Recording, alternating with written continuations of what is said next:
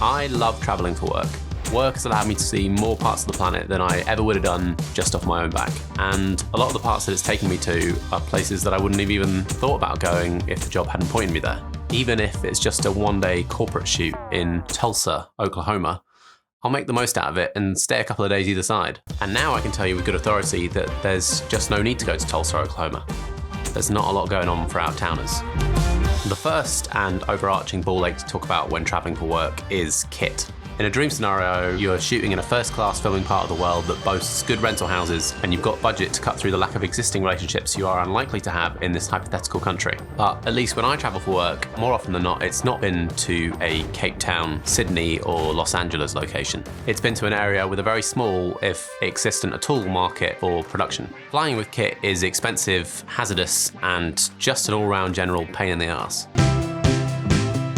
First off, if you're doing things by the book and not wanting to necessarily take any risks, then you're going to need to fill out a carnet, or an ATA carnet, often referred to as the passport for goods, is an international customs document that permits the tax-free and duty-free temporary export and import of non-perishable goods for up to 1 year. It's basically an expensive piece of paper that details all the kit you're taking, its weight, its value, and its serial number, which is a precaution to make sure you're not buying and selling kit abroad without paying the necessary taxes. You take this expensive piece of paper with you to a customs agent on your way out of the country. They'll inspect it and stamp it. And the same thing happens when you land at the country you're traveling to, and then you do it all over again on the way back. As well as costing a bunch of extra cash, it can also add a lot of extra time onto your travel, particularly here in Britain since we left the EU. As before that, we could travel freely in between other countries in the Union without having to complete a carnet. Nice one, boomers. You'll save yourself a lot of time if you keep hold of your kit info once you've recorded it. And if you travel a lot for work, it's not a bad idea to add weights, costs, and serial numbers into a master spreadsheet as you acquire it. If you're traveling with rented gear, most rental houses will already have all this info for you on record ahead of picking up the kit. When it comes to looking after your kit, you should definitely be fully insured. And not only that, but make sure that your insurance actually covers you in the particular country you're going to be shooting in.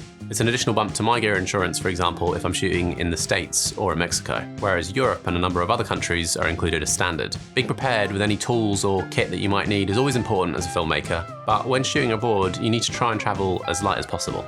You're going to be carting all of this kit around airports and through customs, so give the tools of the trade more thought than you perhaps might on a standard local shoot. Get rid of that spare pair of pliers and the 85mm lens you rarely ever use. Definitely travel with your kit well protected and in hard cases. Heli cases are quite often the standard for air travel, and in more recent years they've launched the Peli Air series, which helps every little bit both for the back and the baggage allowance. You can bet anything that your cases are going to be searched.